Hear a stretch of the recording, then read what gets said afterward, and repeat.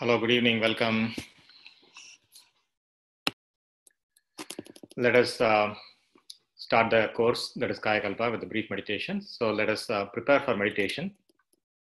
I'm going to guide you through this meditation process. So even if you do not know meditation, don't worry about it. Just follow along. Lock your fingers and place your palms and place your hands on your lap, and then keep your spine straight. Keep your eyes closed.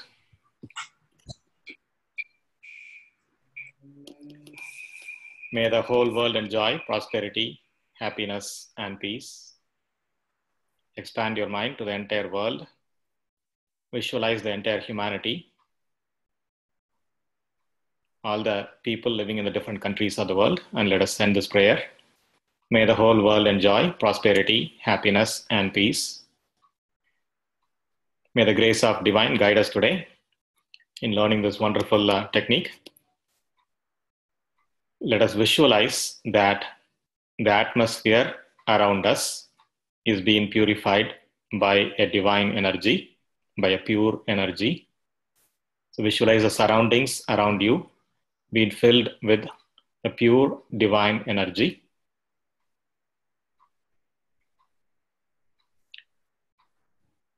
Now visualize that the energy comes into you now and purifies your body and soul. The divine energy descends upon us and purifies our body and soul. Now visualize that the energy is forming a protective bubble around you. May the divine power protect us, guide us, lead us day and night in all our activities at all times and at all places. Salutations to Mother. Bring your mother into your mental picture. Seek her blessings. Salutations to Father. Salutations to nature.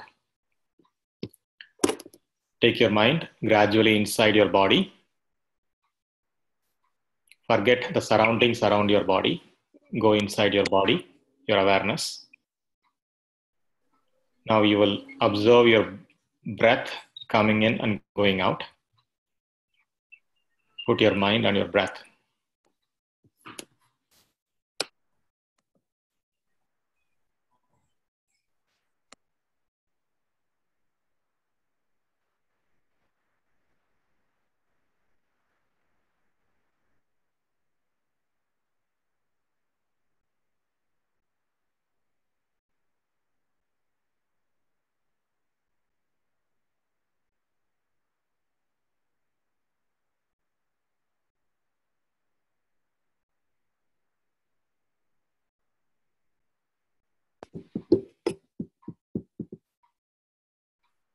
The moment you put your mind on your breath, your mind will start calming down. Your breathing will deepen. Keep your focus on your breath.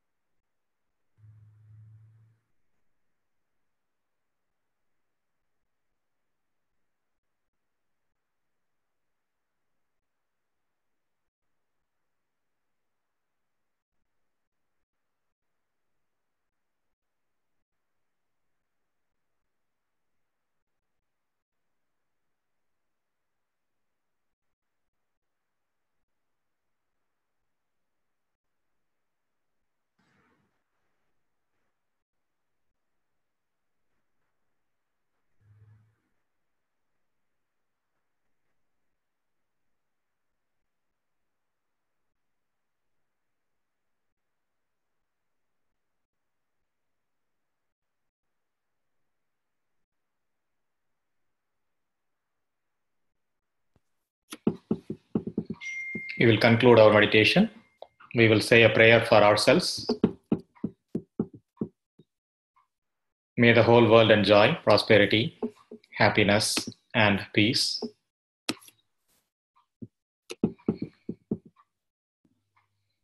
May the whole world enjoy prosperity, happiness, and peace. By the grace of divine power, we will enjoy good health, long life, enough wealth, wisdom, prosperity, and peace. By the grace of divine power, we will enjoy good health, long life, enough wealth, wisdom, prosperity, and peace. By the grace of divine power, we will enjoy good health, long life, enough wealth, wisdom, prosperity, and peace. May peace prevail in us. May peace prevail around us. May peace prevail around the world. Peace, peace, peace. Now we can conclude our meditation. Just take a deep breath inside and come back to normalcy. So, welcome again to the lecture to learn the science of Kayakalpa Yoga. Kayakalpa Yoga is a technique that was practiced by the scientists in those ancient days, more than 1,000 years ago, more than 1,500 years ago. Even then, people were curious about science, how nature works and how the body works. So they were curious about different things, right? And one of the some of the things that they found was they understood how the body functions, how the universe around them functions, and they unlocked the mystery of how the body ages, and they found a way to conquer aging. Okay, so I know it might sound like a tall claim to all of you when I say they found a way to conquer aging, because nobody is known to prevent aging, right? So it might sound like a very tall claim, far-fetched claim, but they did unlock the mystery of aging, and that is what they wrote in their poems as the technique of Kayakalpa Yoga. Kaya means body, Kalpa means strong or immortal. Okay, so that is it's a Sanskrit word. That's it. Okay, so how to make the body strong and help it withstand aging? How to prevent your body, raise the immunity in your body against diseases, and all these questions were answered by this technique, that is Kayakalpa Yoga. For example, there were many siddhas in those days that practiced this science and have written about this. You might have heard about this siddha called Sivavakyar. Sivavakyar, for example, has a poem like this. உருத்தரித்த நாடியில் ஒடுங்குகின்ற வாயுவை கருத்தினால் இருத்தியே கபாலம் ஏற்ற வல்லீரேல் விருத்தரும் பாலராவார் மேனியும் சிவந்திடும் அருள் தரித்த நாதர் பாதம் அம்மை பாதம் உண்மையே. So he wrote this in a poem. So the meaning of the poem goes like this. The Urutharitha Nadiyil means the place where you were conceived. There is a gas, the literal meaning of it, right? There is a gas that comes and settles there. And if you can use your mind or your conscience to raise this gas to the skull, then old people will become young and your skin will glow. That is the literal meaning of it, right? And there was a saint as late as the 17th century. He lived in Madurai, and his name was Tayumanavar. For example, he writes about Kayakalpa Yoga like this. Kaal pidithu மூலக் கணலை மதிமண்டலத்தின் மேலெழுப்பின் தேகம் விழுமோ பராபரமே. Meaning, when you can, if you can hold the heat that forms at the base, and if you can raise it to the head, then your body will not fall to the ground, right? So many saints have written like this. Avayar has written about it. And then the sage Agastya has written about it. Okay, so many. If you know Tamil, you will be able to learn about this Kayakalpa Yoga in so many different poems. Okay, so what is that science? Let us understand that in this lecture. Now, this science was dormant. This was lost to humanity for the past 100 years or so. More than 100 to 200 years, this science was lost. Nobody was practicing it. And it was broken down, and people were practicing bits and pieces of the science. So Vethathiri Maharishi, who's the founder of the World Community Service Center, and my teacher, he rediscovered these sciences, put those bits and pieces together, and resynthesized this yoga technique. And so the credit for bringing this technique to the modern generation goes to him. Okay, so a little bit about Vethathiri Maharishi. He lived between 1911 and 2006. Founded the organization called the World Community Service Center in 1958. The mission of the organization is to help individuals find harmony and help the world, help propagate peace in the world. Okay, that is the mission of the organization. He's authored around 75 books and more than 2,000 poems. And the World Community Service Center itself is, functions as non-profits started by volunteers like you guys and like me, and anybody can start a non-profit, and anybody can learn this technique and start teaching others. Okay, it's volunteer run. Okay, and the same system was accepted by educational institutions, mainstream, and we have mainstream degree programs in the universities where all these techniques are taught. And the organization also takes this to people in villages and in the form of like village service programs and community projects, and teaches this yoga for propagating harmony in the community. Okay, so this is a little bit of introduction about the organization and the teacher that has taught us this wonderful technique in the modern generation. Okay, now let us dive into the science itself. Okay, so the objective of this science is to strengthen our life energy. That is the bottom line. If there is one thing that I would say, what is the objective of Kayakalpa Yoga? It strengthens your life energy. Okay, what is life energy? There is some energy in your body, you cannot deny that, and it gives you life. It keeps you alive, right? So we call it life energy. Okay, that's all it is, right? This energy in the body can be weak, making us tired sometimes. We cannot get through the day and we feel tired towards the evening or afternoon, right?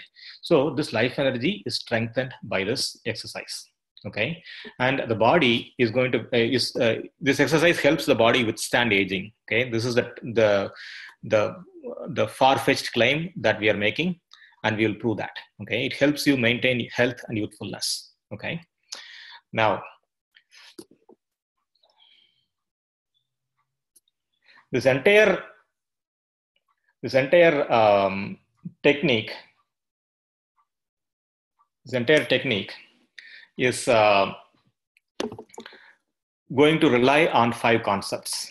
Okay, the concept is, first you start with your body, right?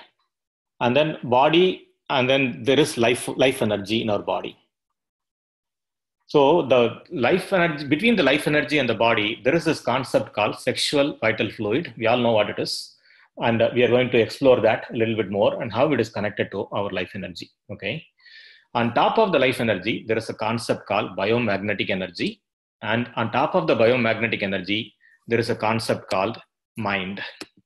Okay. So these are the 5 concepts that we are going to learn. Okay. Everyone can see my screen, correct? All right. Let me know if you cannot see my screen. Are there any questions so far?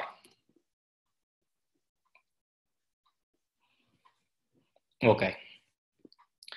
Now, human body, I'm going to ask a question to all of you. human body has the same components as nature. Nature has, if you look at nature, you can see nature in terms of 5 elements. Okay. Can anyone guess what those 5 elements are? 5 categories of elements are in nature.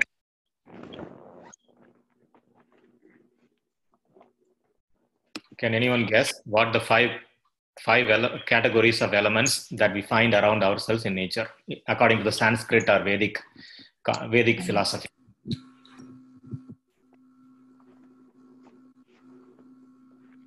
It's a question for you guys. One of you needs to answer. Is it katra? Yes. Is it earth, fire, water, air, and space? Space. Okay. What are they called? What are those 5 things called as? Panchabhutam. Panchabhutas are the 5 elements, 5 categories of elements, right? And earth is the first element, 5th element, and then water is the 4th element, and then fire is the 3rd element, and air is the 2nd element. The first element, somebody said, what is the first element? Somebody answered that. Space. We call, in Sanskrit, it is called as Akash. We think Akash is space, but it is actually the energy. Okay. So the 5th element, the first element is the energy particle. Okay. The smallest indivisible energy particle is the Akash particle. That is what comprises the first element. Okay. So everything, all these 5 elements in the body, 5 elements in nature. Okay. You can say that they are all a combination of energy particles, but what you see around you is in the form of these 5 categories. One way to look at the nature around you. Okay. The same thing exists in your body, and the same 5 categories exist in your body. Okay. What are those categories in our body? What is the category corresponding to earth? In our body, we have the solid portion of the body. What is the solid portion of the body? Your flesh and your bones and your muscles, correct? So that corresponds to earth in your body. Okay. And then the first element in the body, okay, that corresponds to the first element in nature is your life energy. Okay. And then in between, in the middle, okay, corresponding to water, we have the blood. And then corresponding to fire, we have the heat in our body. 1 degree above or below, our life becomes miserable. We say it's a fever and you cannot live a normal life, correct? And then we also have the air that we breathe in and breathe out, right? So all these 5 elements are present in our body, okay? But if you ask a biologist, for example, okay, what is the basic ingredient in your body? How will the biologist reply, guys? How will the biologist reply? If you ask a doctor, what is the basic ingredient in your body, right? Basic component, building block of your body. Okay. What is the answer? Does anyone know? Cells. Correct. So in understanding our body, we need to understand these 5 things. In addition, we need to understand the cells. Okay. Now the question is, in our body, we have, everything is made up of cells. Okay. Around 6,000 crore cells according to Ayurveda.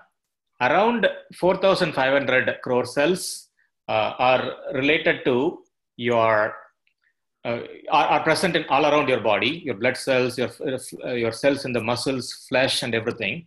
But 1,500 crore cells are in your brain and nervous system. Okay. So there is a vital difference between your nerve cells and the cells in the rest of the body. Does anyone know that? There is a very vital difference between your brain cells and the cells in the rest of the body. Any guesses? Does anyone know? Okay.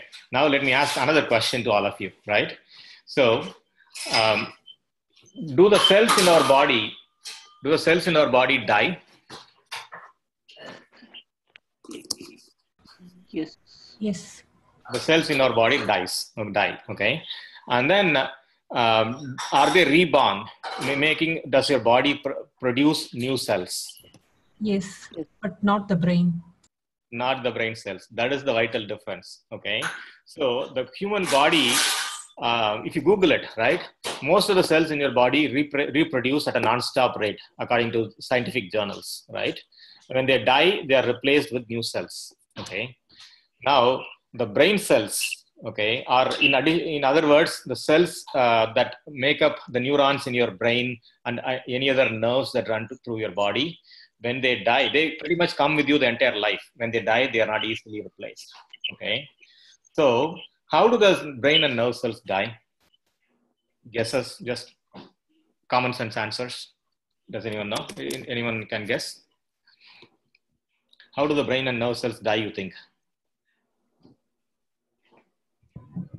With aging? Die. Yeah, because of aging, it dies, and because you're abusing your body, right? For example, right, you're not eating properly, and you're not having the proper nutrition, or you're overworking your body.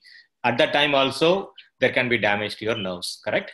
So with the aging, when we grow old, they die mainly.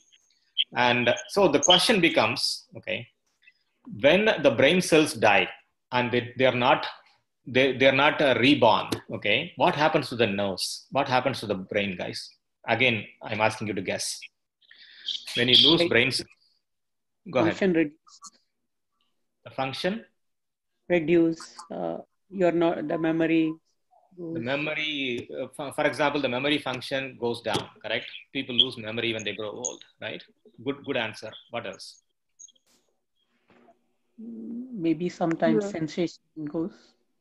Sensation, your sensory perception, you can smell and you can see. Your eyesight is very good when you're young, and later on it diminishes, right? Good answer. And anybody else? Any other things? Any functional abilities goes down. Functional, can you give an example of a functional ability? Okay, movement will slow down, or movement will slow down. Agreed. Because why does the movement slow down? Because your nerves take heat, for example, energy, for example, to motor organs, right? So the nerves are losing cells. They're not conducting the energy as efficiently as when you were young, right? So the energy is not reaching all parts of all motor organs, for example. As a result, the functioning also slows down. You're not able to run as fast, right? And then other functions like, vital organs like your lungs, your heart, right? They're also wrapped around with these nerves that carry energy to them. So the heart cannot pump as efficiently as before. The lungs do not, contract and expand as effectively as before, right? Your breathing function might slow down, right? So when you lose cells in the nerves, right, as you grow old or due to abuse, okay, all these kinds of problems happen where your abilities diminish, okay? Does everyone agree with this? Common sense answers, right? Does anyone have any additional comments or questions around this? Okay. Now, the second question becomes, why do we grow old? Okay, now we have established when we grow old, we lose nerve cells. And as a result, we have all these problems, right? We said. So then the question becomes, why do we grow old, right? Any guesses? Does anyone know? Because our organs stop functioning properly. Our organs stop functioning properly. So our organs stop functioning properly because we said when we grow old, okay, when we grow old, your nerve cells become looser and looser, correct? It loses cells and they are not replaced, okay? Now I'm asking, why do we grow old? You're saying because our organs lose function. It's a chicken and the egg kind of situation, right? So maybe because the reason you mentioned, like we misuse our body. That is, yeah. I think that is the nature, how the cells grow. That is the nature. Correct. So when we misuse our body, right, we grow old faster, okay? But even when we don't misuse, we eat properly, we still grow old.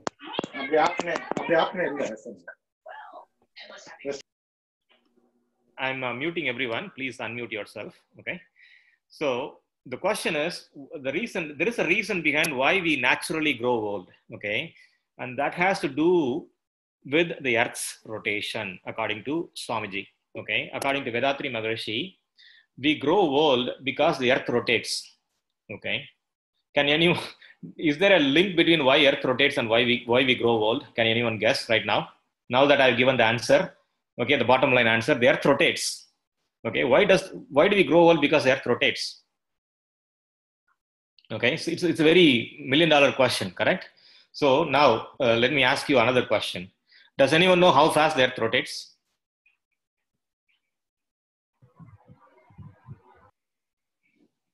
Have you ever thought about how fast the Earth rotates? Okay, first question. And does anyone know how fast the Earth rotates? It rotates at 1,000 miles per hour. Okay, the Earth rotation is at 1,000 miles per hour speed. Okay, not only that. Okay, we all think that we are all sitting idle in our home. Okay, but we are actually moving at a speed of 1,000 miles per hour. Right? Not only that, because the Earth rotates, we are moving at 1,000 miles per hour. But the Earth doesn't just rotate; it also comes around the sun. Okay, so if you go Google, depending on which scientific article you are reading, the Earth is moving around the sun at a speed of somewhere around 65,000 miles per hour or 75,000 miles per hour. Okay, so that is how fast we are moving. Okay, now that I've given the answer, there is a reason because the Earth rotates, we are growing old. Let us understand that a little bit more. Okay, so when something circulates, there are two forces of physics that operate in that circulation. What are you all should have learned it? Two forces of physics. What are those two forces of physics, guys? Kinetic energy. Well, those are two kinds of energy in physics. But in a circulation, there are two forces of physics. Centripetal and centrifugal. Centripetal and centrifugal. Good answer. Centripetal force, define it. Towards the center or away from the center? Towards the center. Okay, towards the center. I'll correct it. Centrifugal is?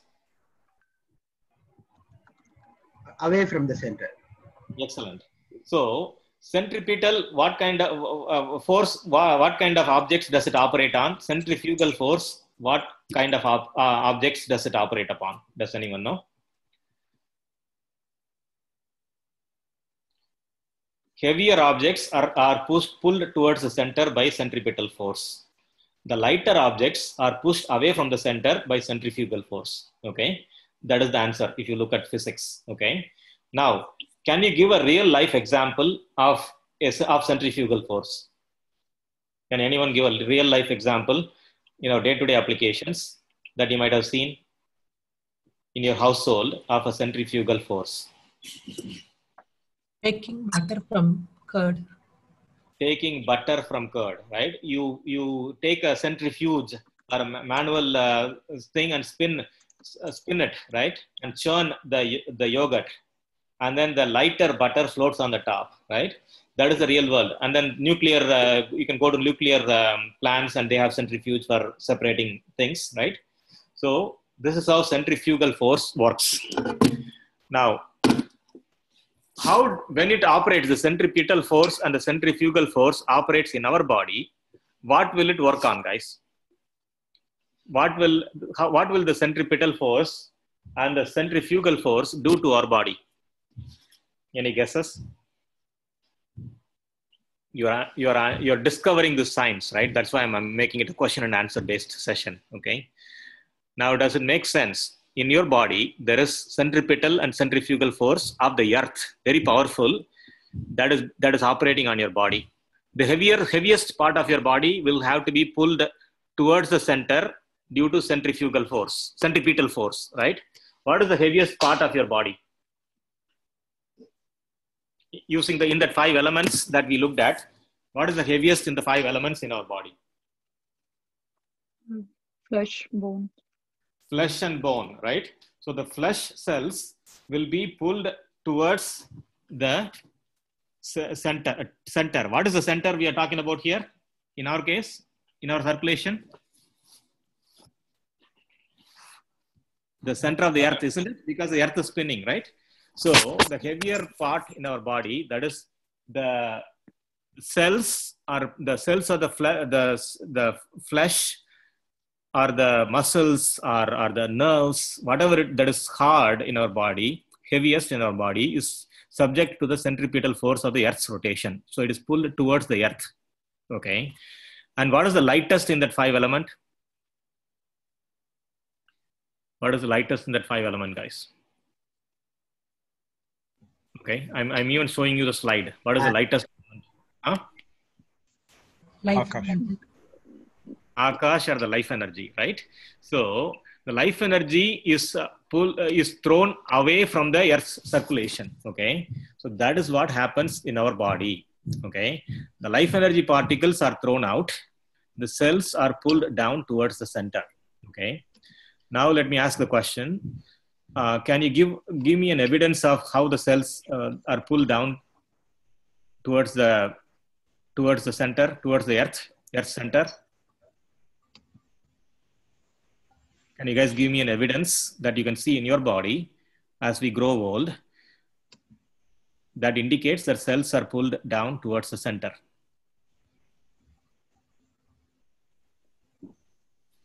When you grow old, what are the symptoms that we see when we grow old? Wrinkles and loose skin. Wrinkles and loose skin. Why do you think that is happening? The cells are being pulled down, right? You're losing cells. And as a result, the skin is becoming loose. Okay, the skin is on the surface. We can see that the skin is becoming loose. But in reality, everything in our body that is fleshy is becoming looser. Correct? Inside the body, the nerves are becoming looser. Correct? And then our energy is also not able to stay within the body. Energy is like a helium balloon. Okay, the helium balloon, when you don't tie it down, it keeps flying away, right? So energy in our body is somehow tied down. But because still the Earth's rotation is pulling at it. Okay, the energy particles are being thrown out constantly.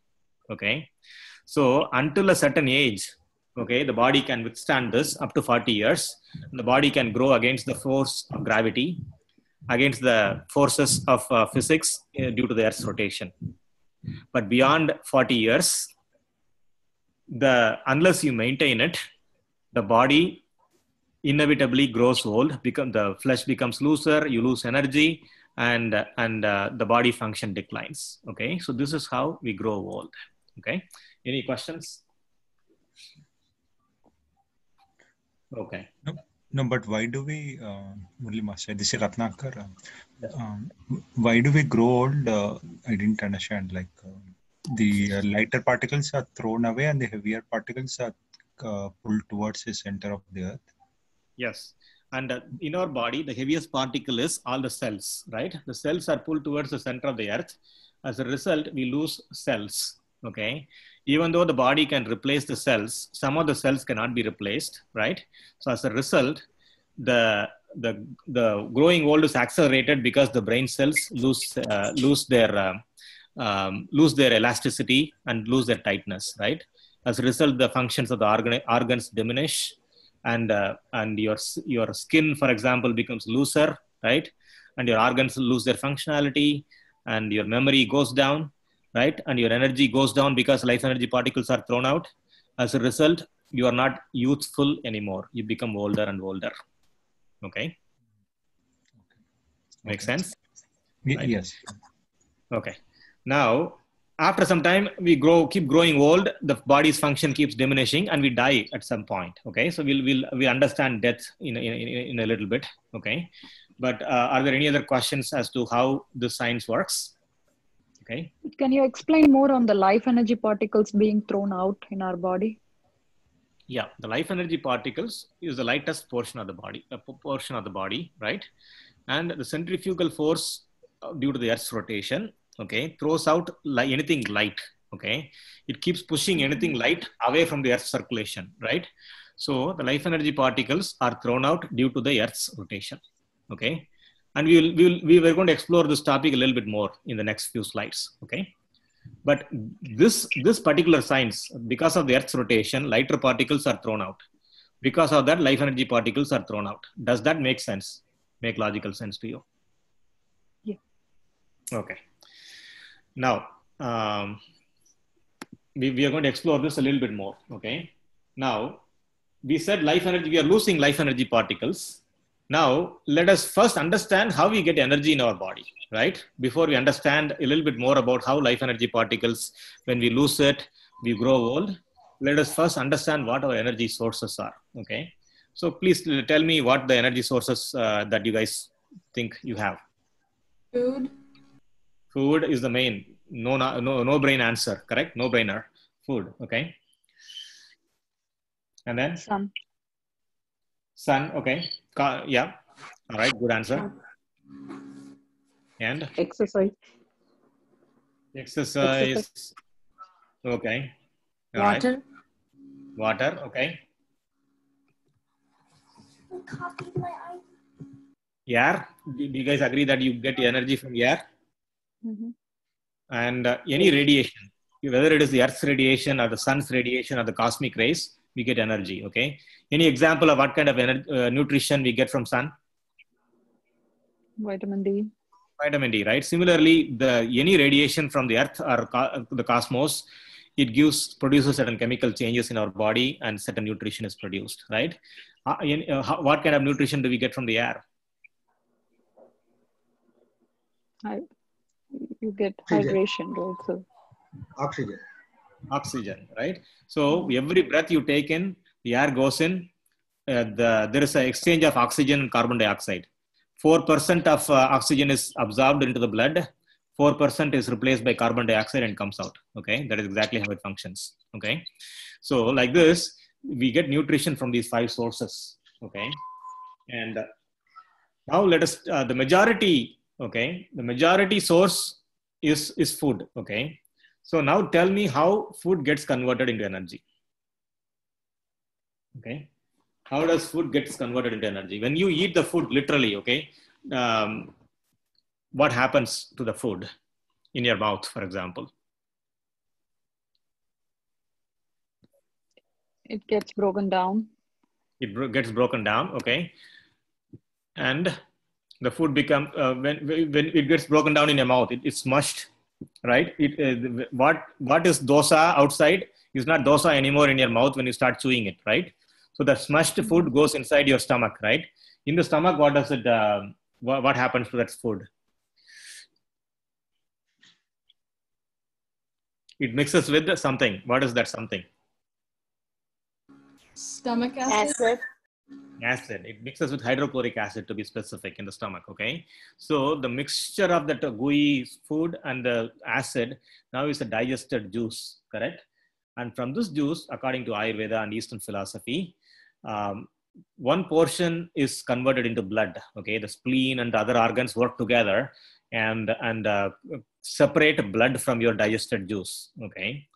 And one portion of the blood is converted into flesh, and the oily portion of your food, the digested food thing, is converted into fat, and the certain nutrition in the fat is converted into bones, okay, and then bones get converted into another substance. What is inside the bone, guys? Does anyone know?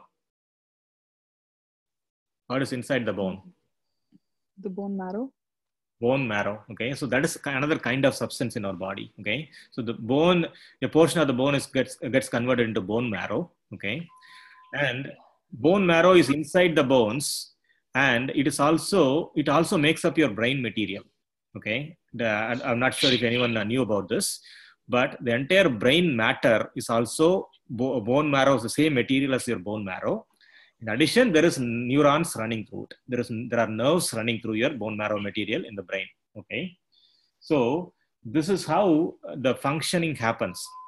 Now, from bone marrow, according to the science of Ayurveda, a very subtle conversion happens called ojas. In Tamil, it is called Vindunadam. Okay, in Sanskrit, it is called ojas.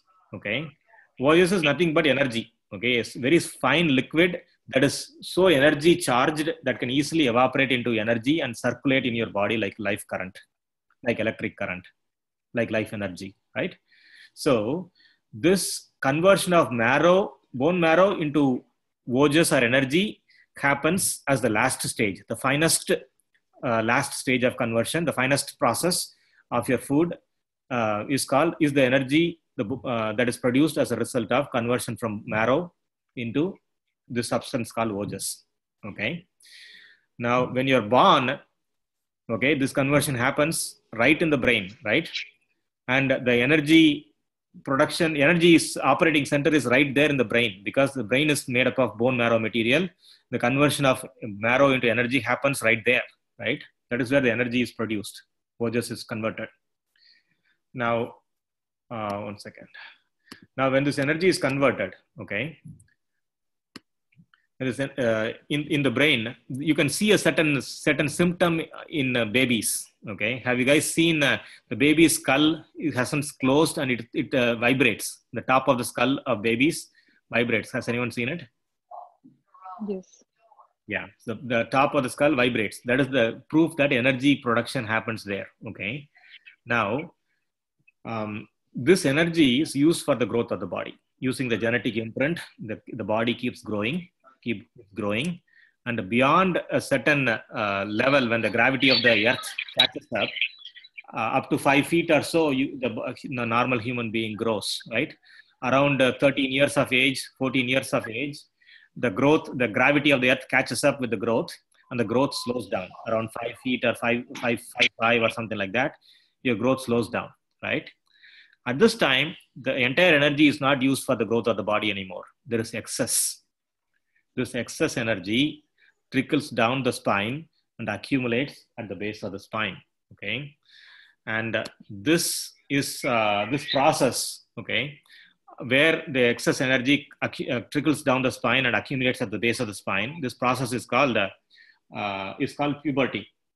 Okay, now when this happens, okay, the excess energy along with other secretions accumulates at the base of the spine in the form of a thick fluid that is called the sexual vital fluid in our body.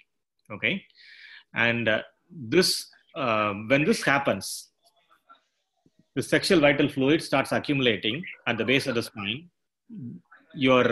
For boys, the voice breaks in, and they start growing mustache, right? And girls attain puberty, right? All these things starts happening to indicate that the body has matured.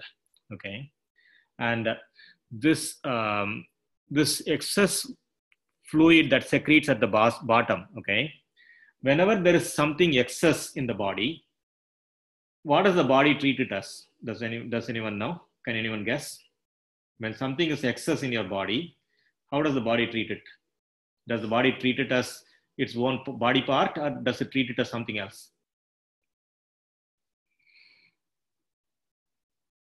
Waste. Exactly. When something is excess in the body seeks to excrete it. It considers it as a waste. Okay. So this urge to excrete it is what we feel as sexual urge in our body. Okay. This urge can be withstood until like 27 years of age for males, and for females until 24 years of age. And beyond that, this waste should be excreted, and the respectable facility that we have in our society for excreting this is what we call as marriage, taking on a life partner. Okay, so such a valuable thing that is in our body is called sexual vital fluid. What does it do? It holds your life energy. Okay, the sexual vital fluid, even though it is a waste, it accumulates at the base of the body. It sort of operates like your battery in the body. Okay, so I'm going to give you a metaphor, right? In the car, where does electrical energy in the car come from? In the car, you go there, without switching on the motor, you can switch on the lights. Where does the energy come from? Battery.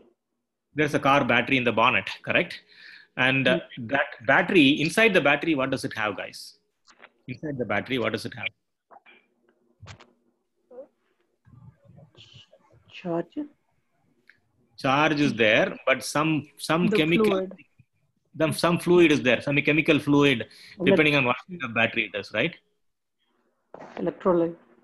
Electrolyte, some lithium ion combination or nickel cadmium combination or phosphate ion combination, whatever it is, that kind of battery is, that chemical fluid is there, correct? Chemical composition is there. Similarly, in our body, okay, there is a biological composition, okay, that is our sexual vital fluid that retains this life energy. Like the car battery, chemical substance retains the electrical energy. In our body, the sexual vital fluid retains the life energy. Okay, so it operates like a battery in our body. Okay, now this battery is below the end of the spine. Okay, the sexual vital fluid starts accumulating below the end of the spine. Okay, so for ladies, I think it is the ovaries, and for men, it is the organ is called seminal vesicles or something like that, right? For our common nomenclature, let us call it as the sexual vital fluid sac. Okay, there is a sac at the end of the spine where this liquid accumulates. This sac holds our life energy and it operates like a battery in the body. Okay, so this battery, from this battery, the life energy circulates throughout the body like electric current. Okay, the energy particles from the battery starts moving all around, and when it goes out, it is called as proton. Let's say it has a positive charge. It loses its all the charge and comes down, becomes electron, comes down to the nucleus, and then becomes neutron, recharges again, and goes back again as proton. Okay, think of it like that for those that are science buffs. Okay, so, but this is where the life energy is charged by your metabolic process. And from this battery, which contains the sexual vital fluid, energy circulates throughout the body through the nervous system, the path of the neurons, and carries energy throughout the body. Okay, so this is how the circuit in our body functions. Okay, any questions so far? So the paradox here is the body seeks to excrete it, but it is also the vital energy source in our body. Look at that paradox here, right? Look at this dilemma here, right? You cannot excrete it because it is so valuable, but then the body seeks to excrete it, right? So this is the situation that we live in. Okay, now this vital fluid, okay, when according to Ayurveda, okay, one drop of this vital fluid is equivalent to 88, the nutrition contained in 80 to 88 drops of blood. Okay, so valuable that is. Okay, when you excrete it, for example, when someone excretes this vital fluid, around one spoon of vital fluid is excreted. That is equivalent to 6 to 8 drops of vital fluid, sexual vital fluid. Okay, so what remains in the sexual vital fluid sac after that excretion is only half of it. Okay, half of it means only another 6 to 8 drops of vital fluid remains there. Okay, now this half is enough to hold the life energy needed for the body. Okay, and sustain the energy circulation in the body. Okay, and it takes another 14 days for the conversion to happen and the remaining half that is empty to be full again. Okay, and then you feel the urge to excrete, and when you excrete, it goes back to half again. Okay, so that is why in the science medicine of Ayurveda and the science of Siddha and all, they said the right frequency for excretion of your vital fluid is every 14 days. Okay, because it goes through this fine conversion process, filtration process, and the energy trickles down, converts from bone marrow into the life energy or ojas, and it comes down to the spine in 14 days. Okay, when it becomes full, you will have the sexual urge. It needs to be excreted, and until 40 years of age, this thing happens. After 40 years of age, this slows down, so you can even withhold it beyond 14 days. Okay, so this is the science of the sexual vital fluid. Any questions? such a valuable thing. Okay. Now, when you excrete it, when somebody overindulges in sexual activity, right? And you excrete even the other half of it, what will remain? Nothing will remain, correct? Because every time 6 to 8 drops of sexual vital fluid is excreted. Now, that is where the nature's intelligence functions, because your body cannot sustain the the life energy without the sexual vital fluid. Immediately, the body converts your blood into sexual vital fluid. Okay, within a couple of hours, it replaces the sexual vital fluid by drawing on energy from the blood. Okay, it is a shortcut. Okay, this is not the same conversion that happens through the bone marrow, and then bone converts to bone marrow now converts to ojas, and it takes 14 days. That fine filtration process bypasses that conversion and quickly converts the blood into ojas or life energy. Okay, now let me ask a guess question. Will the quality of the vital fluid that is produced through this 14 days of fine filtration, will that be of higher quality, or will this fast food kind of production from the blood to vital fluid, will that be of higher quality? Any guess?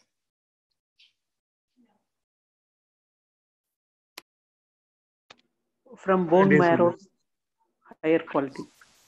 Okay, so when the conversion happens over 14 days, it goes through this fine filtration process, and that conversion is of higher quality. Okay, so whatever gets converted from the blood, okay, that cannot hold life energy as strongly as your normally converted vital fluid can hold.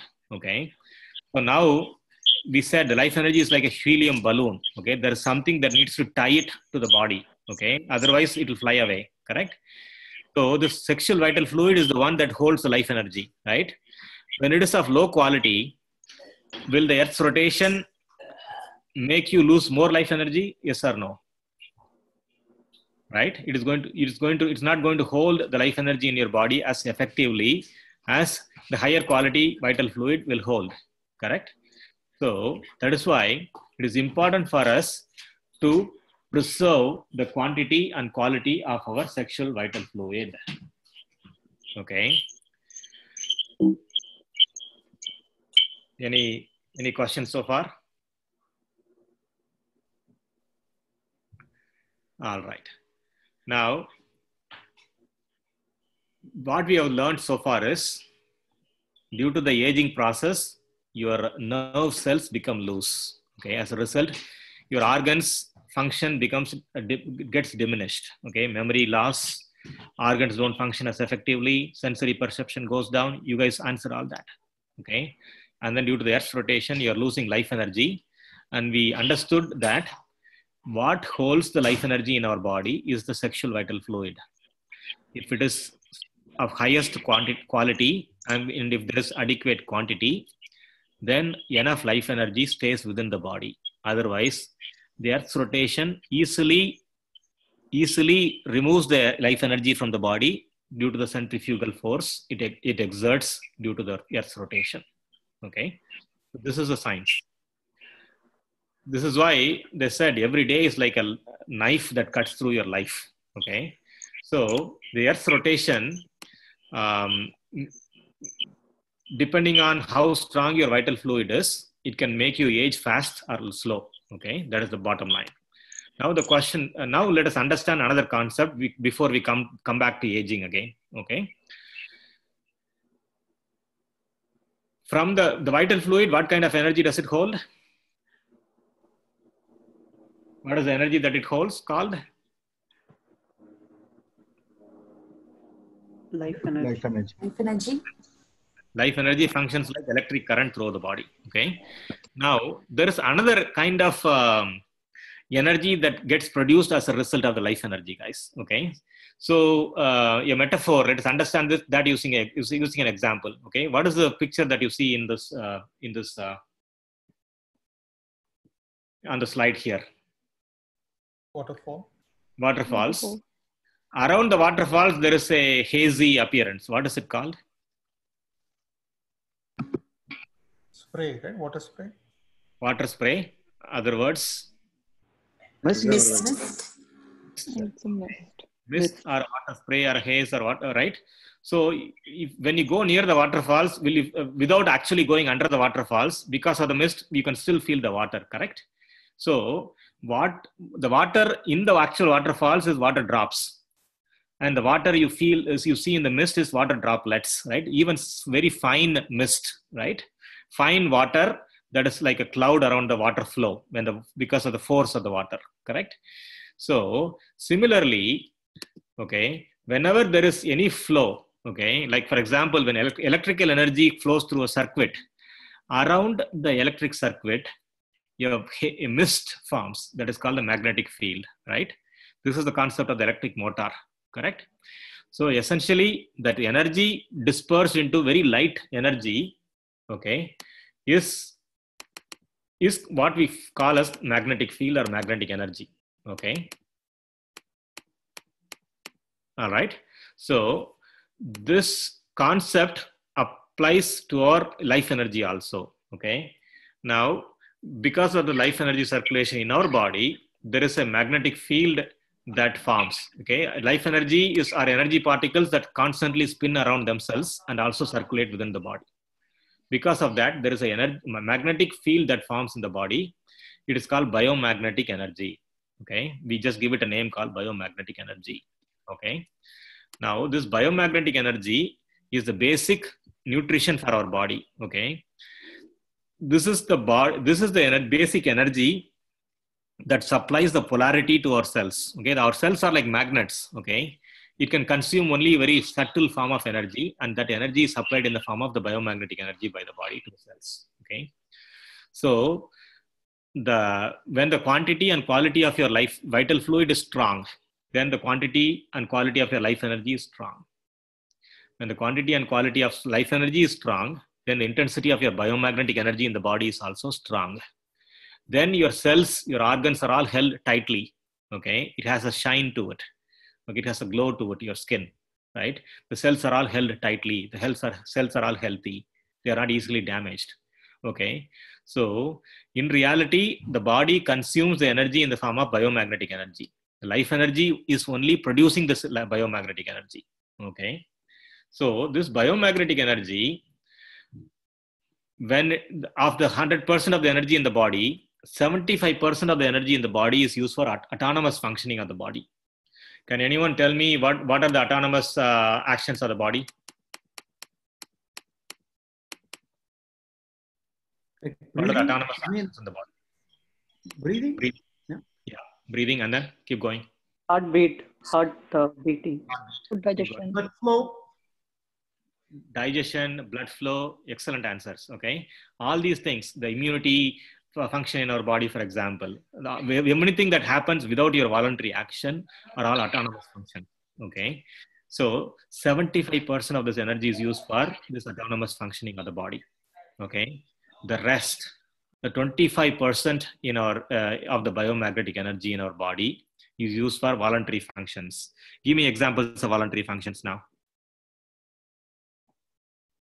Anything we do, right? Walk, talk, whatever it is, Walk, right? talk. Okay, walk, talk, and then keep going. What you do with your body? Think of Thinking. Yeah. thinking. And diving deep. That's why I'm asking you to keep going.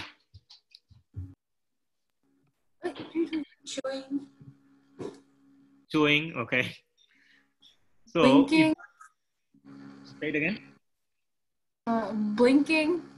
Blinking. Okay. All right. Yeah. You could argue blinking happens automatically also, right?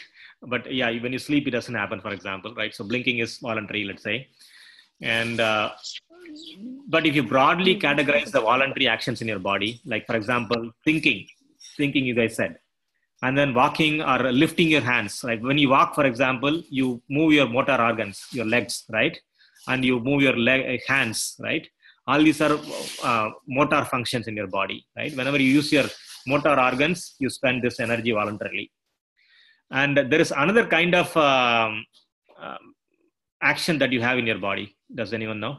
Can anyone guess? In addition to the motor organs and thinking, there is another type of action that we voluntarily do.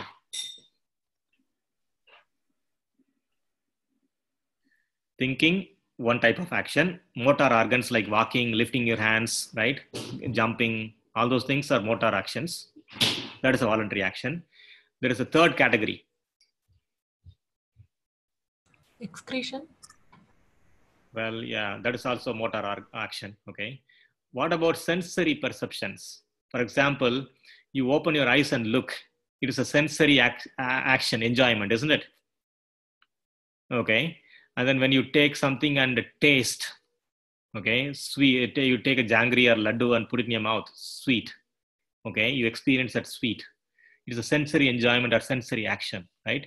When you listen to music, okay, all these are sensory actions. How many senses are there in our body? 5 senses, right? Including the senses. 5 senses, okay, and then including what? Oh, you want to list the senses? You said how many senses are there in our body? Tell me. That is the question I'm asking. Sixth. We humans have a sixth sense, which is the ability to think them. Right. Other things are like touch, feel, smell. That's why I asked. Yeah. So the humans have the ability to have ability called sixth sense. We don't fully understand what sixth sense is. We'll talk about it towards the end. Okay. But in addition, we have the ability to research. We have the ability to think and come to conclusions, right? All these are, we have the creative ability, right? All these are functions of the sixth sense, right? We found airplanes to fly in the air. Animals cannot do that, for example, right? Unless they know how to fly by birth, right? So that is all functions. Creative power is all functions of the sixth sense. Basically, we have 5 senses, sensory actions, right? So whenever you use these sensory actions, okay, we are spending from that 25% of the energy also, okay. So anything voluntary, 25% of energy is available for that. That is our budget, okay. So keep that in mind. So, for example, when you open your eyes and see a tree, okay, what do you see in your eyeballs? Okay, let's say Dinakar, you are opening your eyes and seeing a tree. If I come and look at your eyeballs, the black portion of your eyes, your pupils, what would I see in your eyes? A reflection of that image. A reflection of the image. Okay, is it the same size? No, in fact, I think it is inverted and it will be much smaller. Much smaller, okay. And it's a mini image that you see in your eyes, correct? And then you process it using your brain cells, okay. It's a microwave imprint in your brain. Your brain perceives it as a tree, okay. And later on, you come home, can you remember the tree? Yes or no? Yes, you can remember it. Vividly remember the tree. You can play that video of the tree in your mind, correct? You see a flower, you can vividly remember that flower, correct? You watch a movie, you vividly remember that movie, correct? Certain key things that you have keenly watched, right? So how does that memory power come to us? Where does it get stored? In a computer, for example, right? In a computer, for example, whenever we type something for the first time, and say git save, it goes to the hard disk and saves, okay? What is the hard disk in our body that stores our memories? Any guesses? So brain. That is where Vedatri Maharishi gives a different answer scientifically, okay? He says the brain is like a processor in the computer, okay? The brain processes it, it perceives it, okay? But there is a memory device, hard disk kind of device in our body, okay? And the way that the memory works in our body is, everything in our body is a circulation, okay? What circulates in our body we have established so far? Life energy? Life energy circulates. And because the life energy circulates, there is another form of energy around the life energy. What is that called? Biomagnetic energy. So both the life energy and biomagnetic energy circulates, correct? And whenever there is a circulation, what are the two forces of physics? Centripetal and centrifugal. Okay. Whenever the centripetal force acts, it acts on the heaviest things in that field, in that circulation field, correct? Now, our energy circulation in the body is of a certain light nature, right? Now, any sensory experience, for example, you see an ice cream cone or you see a tree, right? This wave is an energy wave. That energy wave plays in the same medium as our biomagnetic circulation, right? It is a wave in our biomagnetic field. And that wave is characterized in your brain cells, correct? As a micro imprint, wave imprint.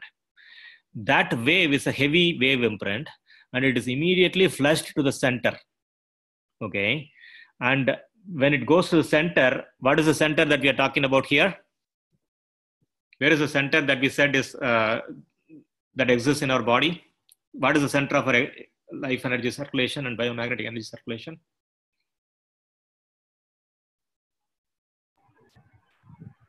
Sexual vital fluid, center of the body. That is sexual vital fluid below the end of the spine. It holds the energy intensification, okay? The intensity of the energy is held there.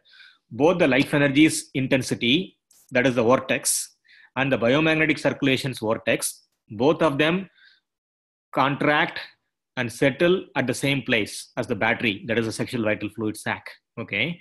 So any experience that you have is flushed as a wave imprint to this vortex at below the end of the spine, which is the energy intensification that uses the vital fluid as a battery to sustain itself.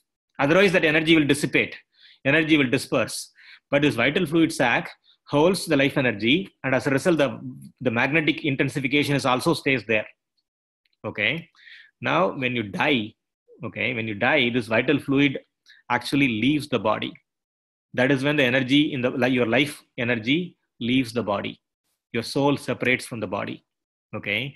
So death, everyone thinks happens when the heart stops pumping blood. Actually, death happens, okay, when the vital fluid sac breaks and the vital fluid leaves the body.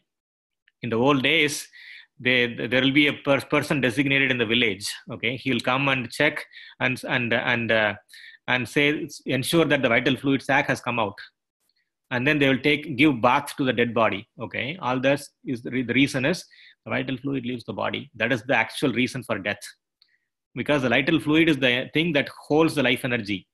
When it breaks and leaves, okay, a topic for another day. When you attend our advanced courses, you will know how death happens. But know this for now: the vital fluid sac breaks, it leaves, the energy cannot sustain in the body. Okay, such is the value of the vital fluid in our body, guys. Okay, now the memory, coming back to the memory, right? Any experience that you have is stored in this energy intensification at the base of the spine, and that is called your genetic center. We just give it a name called genetic center, okay, where all your imprints are stored. There is another name for your imprints that modern science, in the modern language, what is it called? What do we call it? Genetics, no? DNA. Right. In colloquial terms, what do we call it? Our memories and imprints. Gene. In colloquial terms, not scientific terms. Karma. Okay. Have you heard the word karma? Right. So karma are habits. Everything that is our memory, okay, is stored in this energy intensification at the center. Okay. This is our genetic center. Okay. So from this, the same thing you can vividly remember the next day. Any experience that you had, any thought you had, you can remember this next day. So whatever you do, okay, is now stored in your genetic center. Okay. Now let me ask this question: why do we sleep?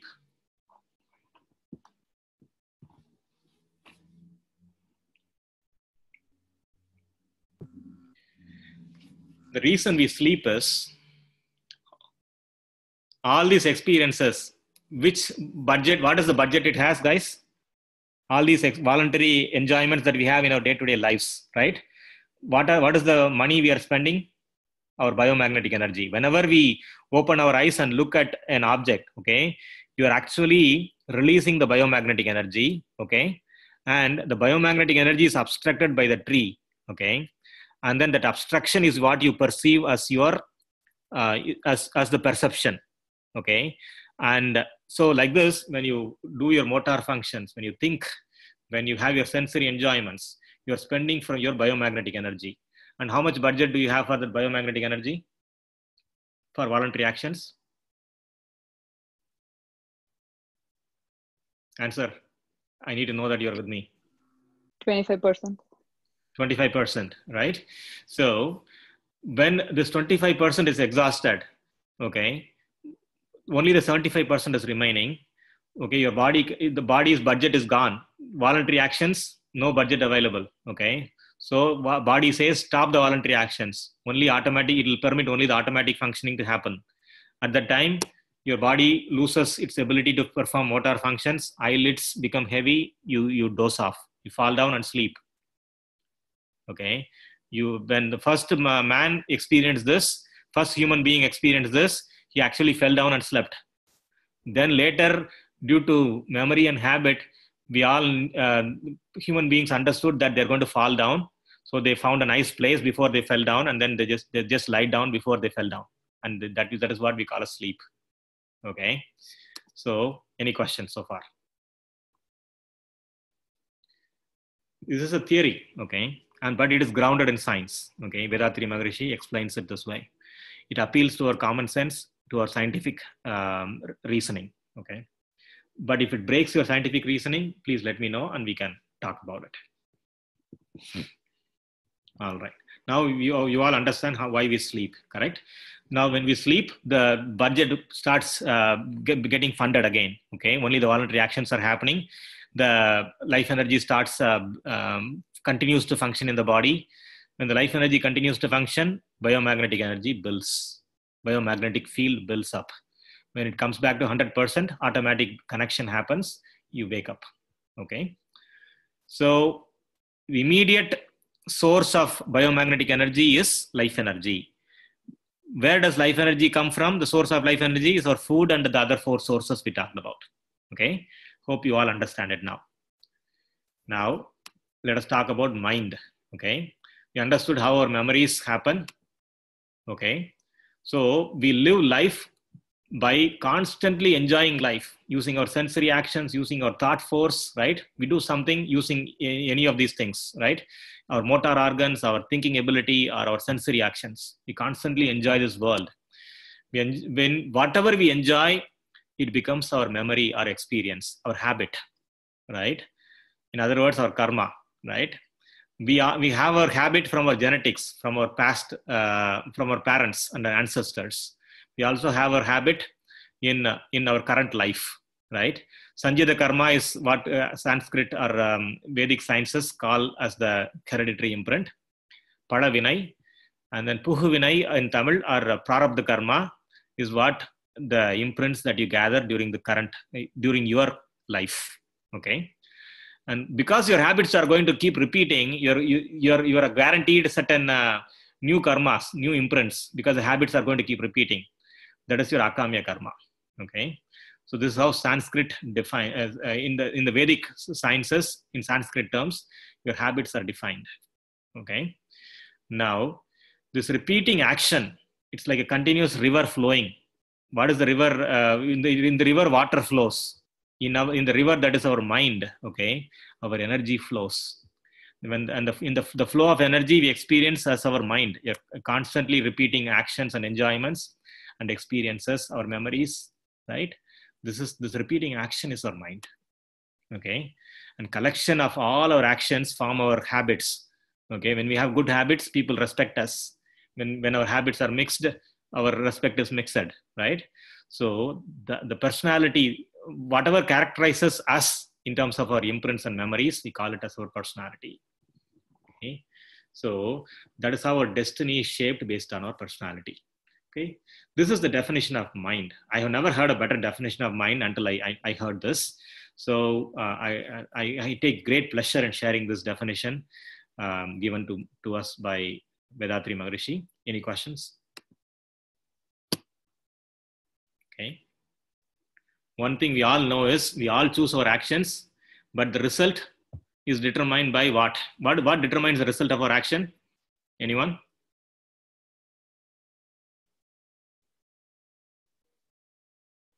This is a very silent group. I don't get answers very easily. Murli, can you repeat that question? You know, what determines the result? What determines the result? When there is an action, result. What determines the result? Karma. What is that? Karma. Karma, you said? Yes. Okay. All right. Any other answers? Our intents, decide the results, right? Our intent decides the result. Okay. When there is an intent, what does the intent result in? This is a philosophical question for fun. I'm asking this question. So this answer is very simple. Okay. When the result is determined by your action itself, isn't it? Can you not say that? When you clap your hands, okay, your intent is to put your hands together. Okay. You want to clap your hands. Okay, you can decide to clap or not clap, right? But when you clap, you cannot decide to prevent that sound from happening, right? So the action, when you do an action, the result is already chosen, correct? So the type of action determines the result. Okay, that is why people say choose wisely your actions, right? And when behind the action is your intent and your thought and all those things, right? Topic for another day.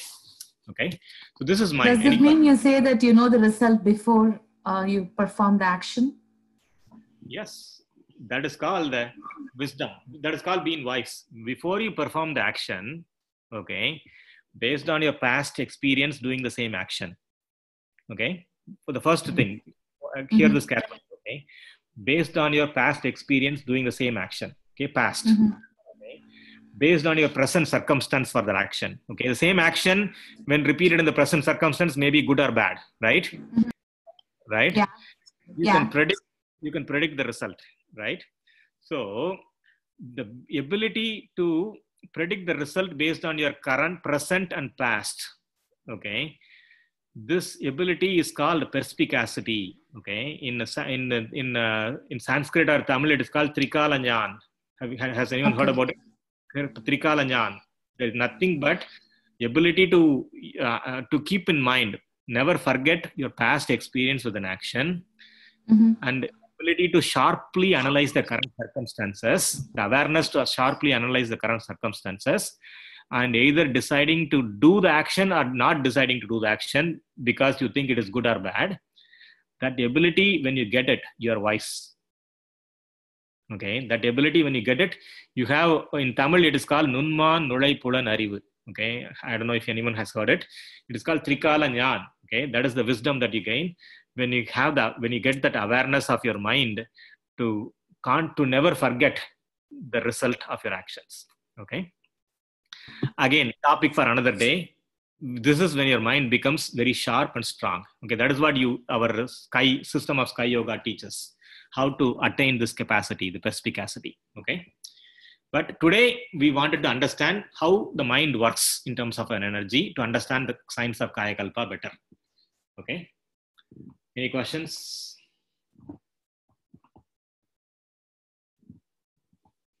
Okay. So we have understood all these 5 concepts that we talked about in the beginning. Okay. What are the 5 concepts that we talked about? Body. We started with the body.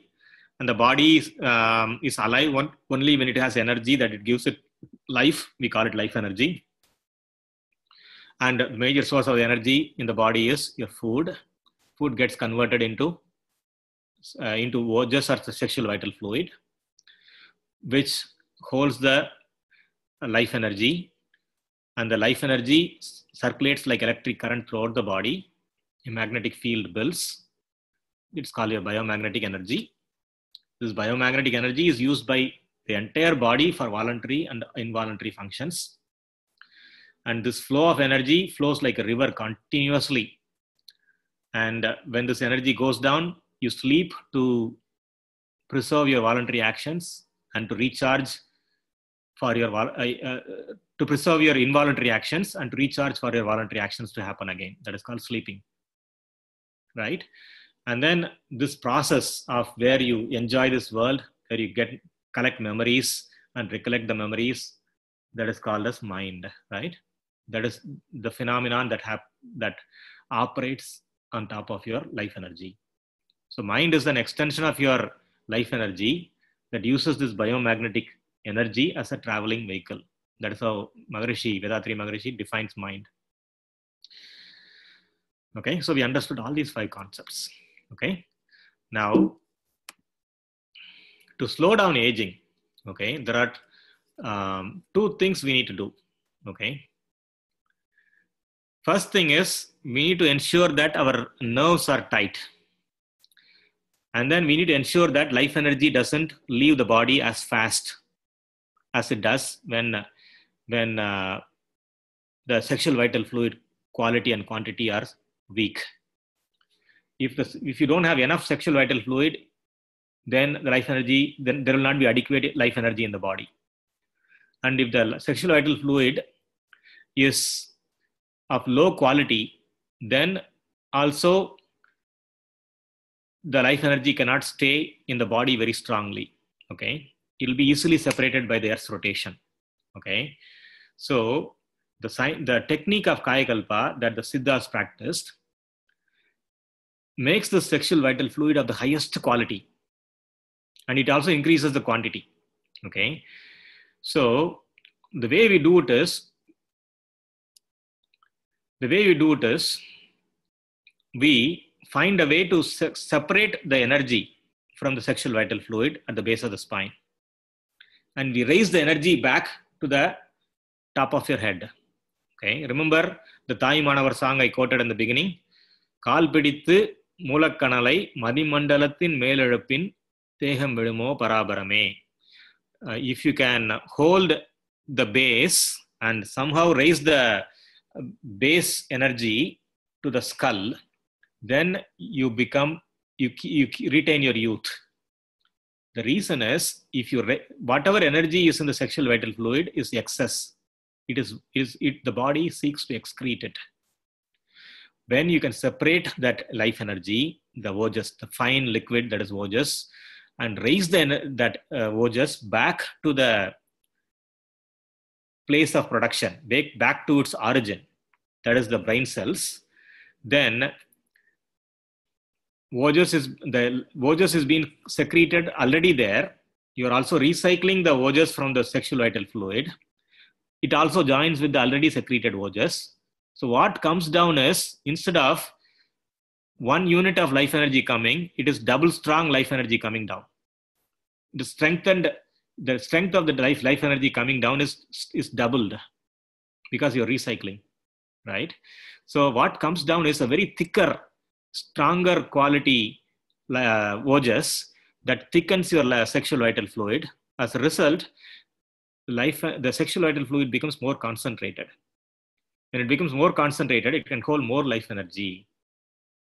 When it holds more life energy, more biomagnetic energy is produced in the body. When the biomagnetic intensity is stronger in the body is healthy. The immunity of the body multiplies. Okay, and the brain cells, which many brain cells are dormant according to scientists, the brain cells start blossoming. Dormant brain cells become active. Okay, when that happens, the creativity and the intuition power of your brain goes up. And when the energy is high and the brain power increases, your creative power, your mental health, your mental sharpness and mental awareness increases. Okay, so the bottom line, your physical health and your mental health improves. And the more life energy is held strongly within the body because of this increased quantity and quality of the sexual vital fluid. And it withstands the Earth's rotation much better than your low quality sexual vital fluid when you don't do this exercise. Okay. So this is one aspect of it. Strength, increasing the quantity and quality of the sexual vital fluid. The other aspect of it is you do a certain exercise as part of this Kaya Kalpa Yoga to continuously tighten the nerves. Okay.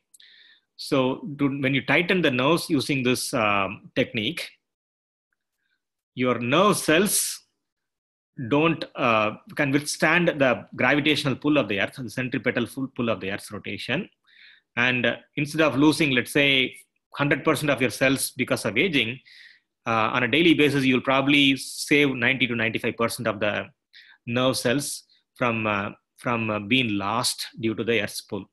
Okay, so that is nervous toning or nervous tightening is another thing that we do. Okay, so two things. One is to strengthen the sexual vital fluid by recycling the energy from the sexual vital fluid, and then to tighten the nerves. Okay, so these two techniques are called Ashwini Mudra or nervous toning and Ojas breath. Okay, this is what you will learn in the practice of Kaya Kalpa Yoga. Okay, when you do this, the body on calendar, you might be, when you start doing this, let's say when you are 25 years of age. Okay, when when you grow older on calendar, when you're 40 years of age, okay, you might preserve the actual age of the organs as if it was like 30 years old or 35 years old, depending on how rigorously and religiously you do this exercise on a day-to-day basis. Okay, you do these exercises in 10 different postures. Okay, so that all different nerves in your body are tightened. And then you do the Ojas breath in all these postures. So when you tighten the nerves and when you separate the sexual vital fluid, you recycle it and continuously link the excess Ojas to the source of origin. That way, whatever comes down is coming as double strong always. Okay, so this is the science of Kaya Kalpa Yoga. Any questions?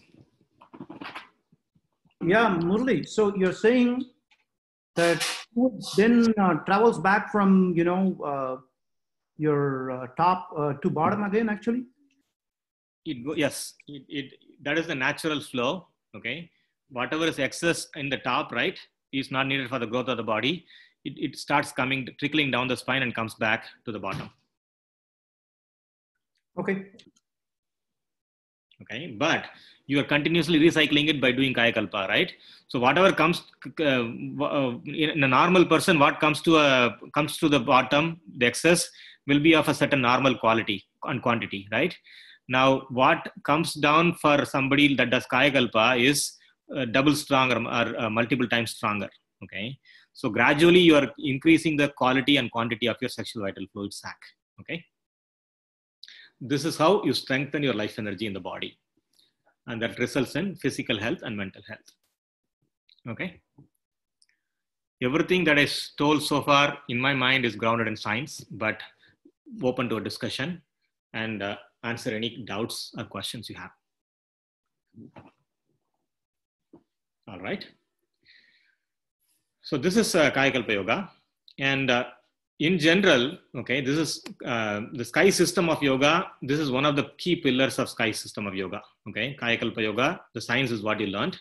Tomorrow morning, if you register for the course, you can learn the actual technique in tomorrow morning session, all the 10 postures, and you will go through practice sessions where we will perfect the technique. Okay, my advice to all my friends is, this one exercise, okay, so you age gracefully, those one exercise, just learn this and do this on a daily basis. Never fail to not do this exercise. Okay, never fail to do this exercise, because when you do this on a daily basis, the benefits are so much. The reason I'm saying is, it only takes 1 minute to do one cycle. So you will do like three cycles and 6 cycles later on after 1 week. So it probably takes you 6 minutes in the morning and then 6 minutes in the evening. and then 2 minutes before you go to bed. Okay, all these three times, just never fail to do it. You are doing your body and your mind a huge favor. Okay, such a valuable technique given to us. So in my mind, it is a criminal offense to not do this exercise after you learn it. Okay, so this is Kayakalpa Yoga. It strengthens your life energy. In general, I will just give you a brief introduction to the system of yoga itself and about our Sky Yoga in general. Yoga, the authority on yoga is Patanjali. Okay, Patanjali's Yoga Sutras, you might have all heard about it. When he says yoga, he defines yoga. Patanjali, the first sentence I think he makes is, yoga means Siddha Vriddhi Nirodha. Siddha means life energy, Vriddhi means expansion, Nirodha means stop. So in this science, what you learned is, the life energy expands into the biomagnetic energy, and the biomagnetic energy flows out through the 5 senses. When you cut this expansion, when you withdraw the energy from the 5 senses and take your mind back to its source, to its origin, that means the mind is an expansion of your life energy. You don't let your mind expand through your 5 senses, but rather train the mind on your own life energy. Then the mind starts dying. Okay, when the mind starts dying, what remains is pure energy and the consciousness at the base of the energy. Okay, now when this happens, when you go through this process of inner travel, the mental frequency slows down. When you use your senses, the number of thoughts you have in your mind, because you're enjoying different pleasures, is a lot. Your mind is crowded. When you withdraw the mind from your 5 senses using yoga, at that time, the number of thoughts, drama that plays in your mind dies. That means mind is becoming emptier and emptier. This is mental peace. Peaceful, mind is peaceful without any crowding. Okay, when this mental peace happens, the energy accumulates, because the energy is not being spent for anything. When the energy accumulates and the mental frequency slows down, okay, the mental frequency, slow mental frequency results in a higher wavelength. Frequency and wavelength are inversely proportional, right? So the energy in your body has a higher wavelength, and this wavelength can connect beyond your body consciousness. Okay, this consciousness is what they call as soul consciousness, life energy consciousness, pranamaya kosa they call it. Okay, that means your energy is now broader. When your mind starts dying down and you don't indulge yourself in too much pleasures, your mental wavelength is higher. You can easily connect with other people's life energy. Okay, remember we talked about Trikala Jnana, understanding the present circumstances. That is possible when you have this ability, when your energy can forget the senses and start acquiring the ability to connect to other energies, other people's energies, other people's minds. Okay, this ability in your mind is called intuitional power, the power of intuition. Okay, the power of creativity, because you are not now confined to your own box. You are thinking out of the box. Your energy's wavelength is higher, your mental wavelength. It can connect to other people. It can connect to anywhere in the universe and resonate with that energy. Okay, let's say you're thinking about a complex scientific problem as part of your professional career. Your mind can resonate with the mind of a similar person that is thinking about the same problem. You might be advanced or he might be advanced, but there is an energy exchange. There is a knowledge exchange because of this resonance. Okay, so this is intuition. This is creative power. Okay, that happens only when you strengthen your mind, when you lower your mental frequency. Okay, this is what you achieve through yoga. Okay. For yoga, for you to achieve this strength of this energy, you need to practice yoga exercises and yoga meditation. In meditation, we said we put the mind back on its origin. Okay, that is what we teach in simplified Kundalini meditation or simplified life energy meditation. Okay, so physical exercises strengthen your body and prepares your body for meditation. Simplified life energy meditation does whatever I just explained to you guys. Okay, gives you the strength of your mind. Okay, now your mind has become very sophisticated. Your willpower has increased. Okay, but your habits remain. Your imprints, whatever you accumulated so far in your life so far, all your genetic imprints, they remain where? In your genetic center, in your own energy intensification. Anything that is positive is a plus to your credit. Anything that is negative is going to now come out double strong. Okay, if you're an angry person, you will find sophisticated ways to hurt other people, become angry at other people, because your mind is stronger now. Okay, but then that comes with a cost, right? Any action comes with a result, correct? So it is important for you to transform your personality. Anything that, when you start thinking outside the box, you need to you will be aware of your own negative things, habits, negative qualities. Now you need to inspect yourself and transform, take resolutions to not get angry, for example, not hurt other people, for example, become a more disciplined person, for example. Okay, this process of cleaning your mind is called introspection. We have a very systematic way to teach this. Okay, you learn all these things. Your sixth sense will still be asking the question, why do I die? Where will I go after I die? Where did I come from? Okay, beyond this earth, there is this huge universe. Where did this universe come from? Who is God? All these questions in your mind will never die until you find the answer, until your mind becomes perfect and knows all the answers, correct? So these questions, okay, have existed in the minds of human beings for generations, for centuries. That is why religions were formed. That is why the Big Bang theory was articulated. This is why Einstein's theory of relativity was articulated, right? Everyone sought to explain the universe. From all the way from our Dasavadara in the Hindu mythology, okay, from any religious philosophy, everyone sought to explain the universe and its formation and our own origins, right? That is what you see in those religious philosophies that you learn, like the Advaita, for example. Okay, Advaita that Adi Shankara explained. Okay, it is nothing but an interpretation of Brahma Sutras.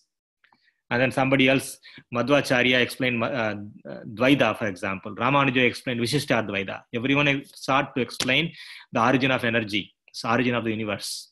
Okay, and the scientists sought to do the same thing.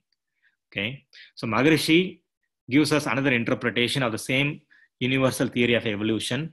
He calls it as Brahmanyanam, in English, divine wisdom. Very scientifically grounded theory of how the universe evolved and how life formed from the energy, how 1 sense to 2 sense to 3 sense organisms formed, how the 6th sense human being came about, what is the true purpose of life, what is our evolutionary journey towards. All this is explained by this philosophy that is divine wisdom, okay, or Brahmanyanam. So these are the 5 things that we teach in our system of Sky Yoga. Okay, so this is the introduction to our system. So today you learned the science of Kayakalpa Yoga and then an introduction to our system. Any questions?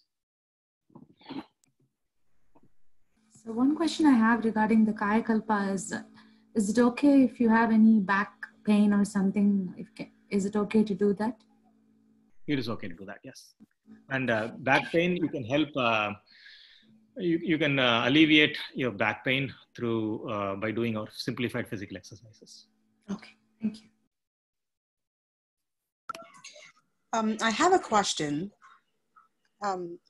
Having no experience in yoga, how easy is it or how challenging is it to do this? the yoga asanas are very challenging because you have to stand upside down, twist your body in multiple poses, right? So that is very challenging. And that was understood because our body is in the modern generation cannot do all those things, that rigorous practices that were done in the early days. Even meditation used to be very hard to practice because meditation in those days involved chanting mantras for long hours or doing breathing practices like pranayama for long hours, right? So it was impossible for the modern man to do those ancient practices. And our teacher, Vethathiri Maharishi, has simplified it. So these physical exercises that you will learn is based on simple postures, but very, very effective for activating dormant energy points. In medical terms, they call it Varma points. Varma therapy, you might have heard, right? So dormant Varma points and all are activated, and your endocrine glands are activated. So it's very easy for the person from the modern generation, a beginner, to start doing these exercises. The meditation, the exercises makes you sit effortlessly and do meditation for 15-20 minutes, okay, when you start doing exercises. And the way we initiate you into meditation is very, very simple. It takes within 5 minutes, the master will raise the energy from your genetic center at the base of the spine and raise a little bit of more energy and leave it in your pituitary gland, the center of your eyebrows. Later on, we will also raise it to your pineal gland, the top of your head, okay? Now, this process takes very few minutes, and any beginner can easily learn that. And when we do that, give this initiation, you will start experiencing your life energy as a throbbing sensation, very pleasant throbbing sensation. And when you sit in meditation, focusing your mind on this energy, it is kind of addictive. Okay, you will be able to, without resisting, sit for 15 minutes, 20 minutes initially. Later on, sit for even longer hours. So it is very appealing and addictive, and with positive benefits for any beginners.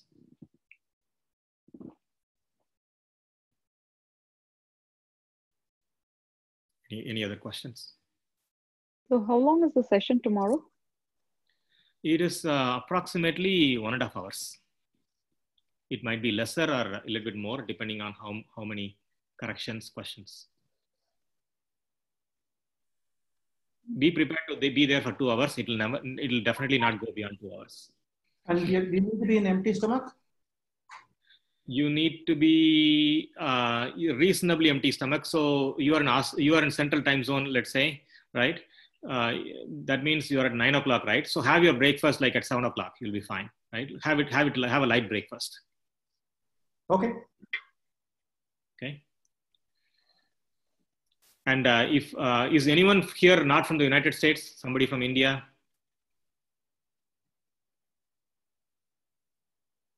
Okay. I'm from India, sir. I'm from India. Okay. So tomorrow, if you are interested in joining the practice, ping me offline because you have to register for it and you have to pay in the dollar currency. Okay. If you are from India, ping me offline and we'll work out a different arrangement. Okay. My WhatsApp number is 510-456-8953. Okay. I'm putting this in the chat window. Okay. Okay. Thank you. And then I'm going to quickly give you the URL for tomorrow's course. If anyone is interested in registering, I'm giving the course in the chat window. Okay, you can click on that and you can register for it. Okay, anybody cannot afford the money, let me know.